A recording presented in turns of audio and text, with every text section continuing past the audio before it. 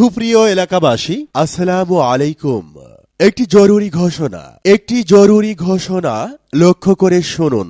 আপনাদেরকে অবগতির জন্য জানানো যাচ্ছে যে সামাজিক নিরাপত্তা কর্মসূচির আওতায় 2026-2027 অর্থবছরে বয়স্ক ভাতা, বিধবা ও স্বামী নিগৃহীতা মহিলা ভাতা, প্রতিবন্ধী ভাতা ও শিক্ষা উপবৃত্তি কার্যক্রম, ভাতা ও শিক্ষা উপবৃত্তি এবং অনগ্রসর জনগোষ্ঠীর জীবনমান উন্নয়নে কার্যক্রম হিজড়া, বেদে, অনগ্রসর ও চা শ্রমিকদের ভাতা ও শিক্ষা উপবৃত্তি বাস্তবায়নের জন্য অনলাইনে আবেদন গ্রহণ চলছে।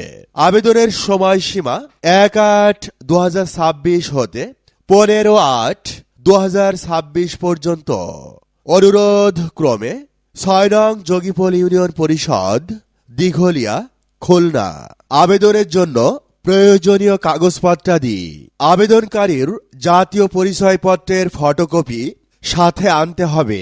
প্রতিবন্ধী ভাতার ক্ষেত্রে বৈধ প্রতিবন্ধী পরিচয়পত্র প্রদর্শন করতে হবে।